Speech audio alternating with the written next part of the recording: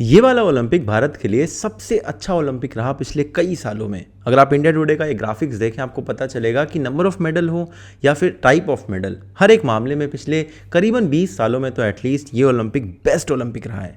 अगर आप हॉकी की बात करें तो 41 साल का वेट जो हम मेडल के लिए कर रहे थे वो पूरा हुआ और हमें ब्रॉन्ज मिला। उसके अलावा नीरज चोपड़ा ने हमें गोल्ड दिलाया, मीराबाई चानू और रवि कुमार दहिया ने हमें सिल्वर दिलाया, और पीवी संधू, लवलीना बोरगोहेन, बजरंग पुनिया और मेंस हॉकी जैसे मैंने बताया इन्होंने हमें ब्रॉन्ज दिलाया। और इसी वजह से ये वाला ओलंपिक बहुत ज़्यादा चर्चा में है, सब लोग इसकी बात कर रहे हैं और हम लोग काफ़ी खुश हैं पिछले कुछ टाइम से।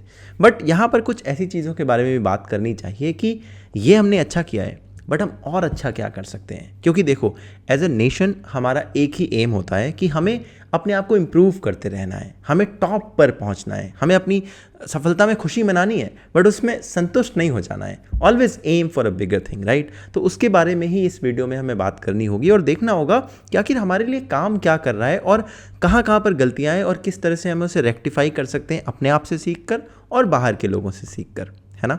तो सबसे पहले हम ये भी बात कर लेते हैं, जो कि हमने मेडलिस्ट की तो बात कर ली, राइट।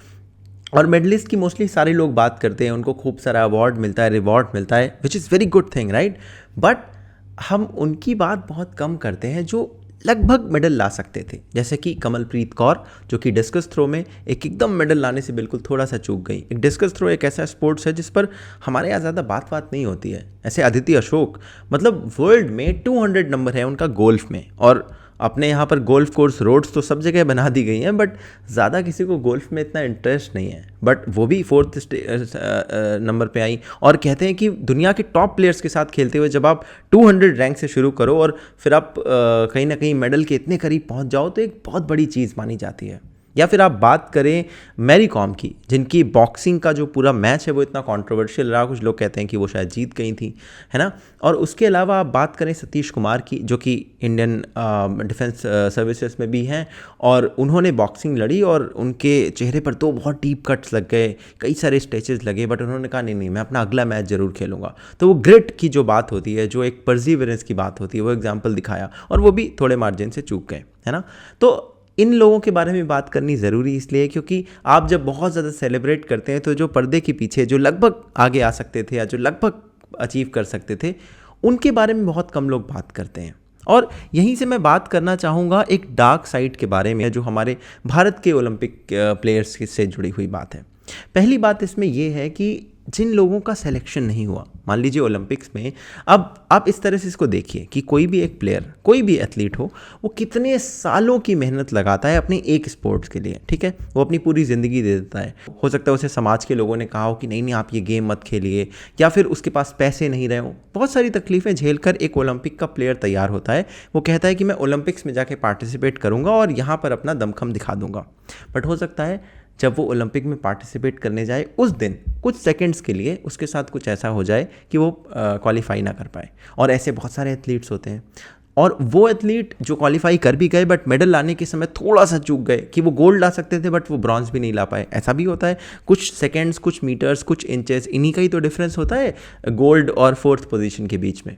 और इनकी मेंटल हेल्थ के बारे में कौन सोचता है? यहाँ पर मैं मेंटल हेल्थ की बात कर रहा हूँ बट ये सवाल उससे गहरा है। सवाल ये है कि ऐसे प्लेयर जो अनफॉर्चुनेटली मेडल नहीं ला पाए या सेलेक्ट नहीं हो पाए, उनको कौन इंश्योर करेगा कि वो आगे अपना जो स्ट्रगल है, जो अपनी जर्नी है, वो जारी रखें और उनकी असफलता को देखकर बाकी लार्ज स्केल में जो सोसाइटी में जो उनसे जुड़े हुए लोग हैं वो डीमोटिवेट ना हो इन खेलों के प्रति। क्योंकि देखिए, आपने विनर्स पर खूब सारा पैसा लुटा दिया, आपने खूब उनको रिवॉर्ड करा, बहुत अच्छी बात है, बट अगर आप ऐसे प्लेयर्स को सपोर्ट नहीं करेंगे तो जो लार्जर स्केल सोसाइटी पर इम्पैक्ट पड़ता है वो ये है कि अरे यार 3-4 लोग जीत जाते हैं बट इस जगह पर जाओ मत, इस को अपना करियर मत चुनो क्योंकि इसमें लार्जली असफलता हाथ लगती है और फिर कोई नहीं पूछता। यही डर रहता है ना लोगों के मन में। और इसीलिए जो हमारा हिंटरलैंड है, जो हमारे गांव के लोग हैं, चाहे वो आप स्विमिंग देखें, चाहे वो आप क्रिकेट देखें, चाहे वो अलग अलग गेम्स देखें, लोगों के अंदर टैलेंट बहुत है, लोगों के अंदर जज्बा बहुत है, मगर सोसाइटी में लार्ज स्केल बात यह है कि यार स्पोर्ट्स की तरफ मत जाओ, करियर सेफ नहीं है। उसको सेफ बनाया जा सकता है अगर सरकार थोड़ी सी कोशिश करे। सेफ्टी के लिए आपको क्या इंश्योर करना है? किसी की जॉब सिक्योरिटी। अगर सरकार उस बात को इंश्योर कर दे कि भाई हम इतने सारे लोगों को चुन चुनकर गांवों से और हिंटरलैंड से उठा कर लाएंगे, उनको ट्रेन करवाएंगे, उनका सिलेक्शन होता है तो बहुत अच्छी बात है, वो मेडल लाते हैं तो वो और अच्छी बात है। बट अगर नहीं होता है तो हम इंश्योर करेंगे कि इनकी ज़िंदगी भर का खर्चा हम उठाएंगे और ये तैयारी करें। इससे लोगों के अंदर कॉन्फिडेंस बढ़ता है, सोसाइटी में कॉन्फिडेंस बढ़ता है, और फिर वो आगे जाकर हमारी जो मेडल टैली है उसको कहाँ से कहाँ पहुँचा सकता है। छोटा सा कदम ये शायद अभी इमेजिन करना मुश्किल है, but I can assure you कि हम यूएस और चाइना से बहुत अच्छा कर सकते हैं। और मैं ऐसा इसलिए कह रहा हूँ क्योंकि देखिए, हमारे देश में जिस मुसीबत में एथलीट खेलते हैं, जितने इंफ्रास्ट्रक्चर का अभाव है, जितने सपोर्ट का अभाव है, जितने सोसाइटी में नेगेटिविटी है स्पोर्ट्स के प्रति एज ए करियर, उसके बावजूद भी अगर कोई खिलाड़ी वहाँ तक पहुँच रहा है, ओलंपिक्स में क्वालिफाई कर रहा है, ब्रॉन्ज ला रहा है, सिल्वर ला रहा है, आप ये समझिए कि वो उन गेम्स में गोल्ड लाने वाले बाकी कंट्रीज़ के प्लेयर्स जो इतने सारी सुविधाओं के साथ खेल कर गोल्ड ला रहे हैं, उनसे बहुत अच्छा ऑलरेडी है। बस अगर उसे थोड़ा सा सपोर्ट, थोड़ा सा इंफ्रास्ट्रक्चर और मिला होता तो हम गोल्ड पे गोल्ड ला रहे होते हर एक गेम में। और ये कड़वा सच है, जो जनरली हम ये पूरी ग्लिटर देखते हैं ना कि भाई एक गोल्ड आ गया, हम उसमें खुश हो गए और हमने बहुत खूब उसमें सेलिब्रेट करा। बिल्कुल करना चाहिए, मैं उसमें कोई बुराई बात नहीं है, बट हम ये देखना भूल जाते हैं कि हम कितने और गोल्ड ला सकते थे, कि वहाँ पर 30-30, 40-40 गोल्ड लाकर कंट्रीज़ बैठी हैं और वो अभी भी भूखी हैं कि हम कैसे और इम्प्रूव करें खुद को, और हम यहाँ पर सेटिस्फाई होकर बैठ रहे हैं। वो गलत है, वो नहीं होना चाहिए। और इस पर बात, और जनरली होता क्या है, देखिए मैं भी अभी वीडियो बना रहा हूँ क्योंकि अभी ओलंपिक्स चल रहा है, ओलंपिक्स खत्म होगा, अगले ओलंपिक्स तक शायद मैं भी इसके बारे में बात ना करूँ, आप लोग भी भूल जाएंगे हफ्ते 10 दिन के बाद में। यही एक प्रॉब्लम है जो आगे कंसिस्टेंटली नहीं चलती रहती। अब देखिए, अगले जितने भी साल रहेंगे नेक्स्ट ओलंपिक तक, वहाँ पर जो बाकी एथलीट हैं वो फिर से अंधेरे में चले जाएंगे, फिर से वो बेचारे अकेले काम करेंगे और उनकी जर्नी हमेशा अकेले की रहेगी। अगर वो जीत गए तो सारी जो गवर्नमेंट्स हैं वो पीआर के लिए, पब्लिक रिलेशन के लिए उनको पैसे देंगी, उनको गिफ्ट देंगी, फोटोज़ वगैरह खिंचवाएंगी, बट उनकी जो प्रिपरेशन है उसका भी पहले 2 वर्ड पीआर है, उसमें कोई साथ नहीं देता। और यही एक प्रॉब्लम है जिसकी वजह से हमारे देश में मेडल कम आते हैं।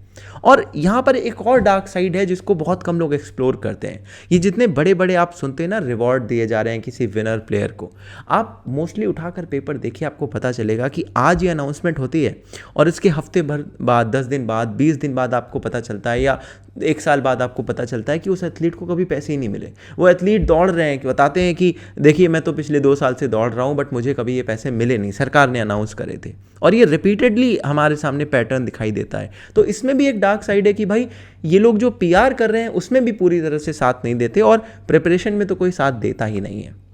और जैसा मैंने आपसे कहा था कि हम कुछ एग्जाम्पल्स जरूर देखेंगे जहां पर इस काम को अच्छे से किया गया, और उस एग्जाम्पल को देखने के लिए आपको कहीं बाहर जाने की ज़रूरत नहीं है, आप भारत के अंदर देख सकते हैं। ओडिशा है ना, ओडिशा ने इंडिया की हॉकी में जिस तरह से मूलभूत बदलाव किए हैं वो इतना बड़ा अपने आप में केस स्टडी है कि उसके ज़रिए आप देख सकते हैं कि एक सरकार अगर चाहे तो एक गेम को किस हद तक बदल सकती है। पहली बात तो देखिए, हॉकी का गोल्ड रश अपने यहाँ चला करता था, आपने वो कहानियाँ तो खूब सुनी होंगी। फिर उसके बाद बाहर टर्फ बदल गए, एस्ट्रो टर्फ पर काम होने लगा, मतलब कि सिंथेटिक घास ना, अपने यहाँ तो असली घास वाले कोर्ट थे। हमारे यहाँ इतना पैसा रहा नहीं, हमारी इंडियन हॉकी फेडरेशन ने भी कभी इंटरनेशनल लेवल पर इतनी बड़ी उनका इन्फ्लुएंस नहीं रहा कि वो जाकर उन्हें कॉन्टेस्ट करते कि नहीं नहीं आप एक्चुअल घास पर खेलो। और मीनवाइल हमारे यहाँ क्रिकेट पॉपुलर हो गया, हम वर्ल्ड कप जीतने लगे और फिर बीसीसीआई इतना पॉपुलर हो गया और उसकी वजह से भारत में क्रिकेट का रुझान ज़्यादा हो गया। बट आप ये समझिए कि 2008 में इंडियन हॉकी की ये कंडीशन थी कि हम ओलंपिक्स में क्वालिफाई भी नहीं कर पाए थे, और इंडियन हॉकी फेडरेशन 2008 में ही डिसॉल्व की गई थी क्योंकि उन पर करप्शन के चार्जेस लगे थे। और similarly Indian women's hockey federation भी डिसॉल्व कर दी गई थी। 2010 में किसी तरह से हमने देख कर कहा कि भाई चलो चलो हम हॉकी इंडिया बना लेते हैं, एक नई ऑर्गेनाइजेशन बना लेते हैं जो कि हॉकी को देखेगी। 2012 में कुछ बदलाव हुआ जहाँ पर ओडिशा की बात आती है। इन्होंने दिलीप टर्की, जो कि बहुत पहले हमारे हॉकी के कैप्टन हुआ करते थे, उनको राज्यसभा भेज दिया, यहाँ की बीजू जनता दल पार्टी ने। इन्होंने कहा कि आप राज्यसभा जाइए, और ये पहली बार था कि किसी हॉकी के इतने बड़े प्लेयर को किसी पॉलिटिकल पार्टी ने राज्यसभा का टिकट दिया हो। और इसके बाद 2014 से 2018 और 20 के बीच में हॉकी से जुड़े हुए कई सारे जो ग्लोबल लेवल के इवेंट होते हैं, नेशनल लेवल के इवेंट होते हैं, वो ओडिशा में ऑर्गेनाइज करवाए गए अलग अलग स्टेडियम में। ओडिशा की सरकार ने भी एस्ट्रो टर्फ बिछाने शुरू करे और प्लेयर्स को सपोर्ट करना शुरू करा। फिर बात आई 2018 की और पता चला कि सहारा ने, जो अभी तक स्पॉन्सर करती थी हमारी टीम्स को और क्रिकेट की टीम को भी, उन्होंने अपने हाथ पीछे खींचे और स्पॉन्सरशिप चली गई। तो बात चली कि अब इनको स्पॉन्सर कौन करेगा, हमारी हॉकी की टीम को। तो ओडिशा की सरकार पहली ऐसी भारत की स्टेट सरकार बनी जिसने कहा कि हम हॉकी की टीम को स्पॉन्सर करेंगे, नेशनल लेवल की टीम को। ये पहले कभी नहीं हुआ था और उसकी स्पॉन्सरशिप के बाद से लगातार हॉकी को ओडिशा की सरकार ने खूब सपोर्ट करा है। इनके अभी दोनों टीम्स जो हैं मेंस और विमेंस की, उनके वाइस कैप्टन भी हॉकी से ओडिशा से ही बिलोंग करते हैं। और 2008 में हमारी टीम्स क्वालिफाई तक नहीं कर पाई थी।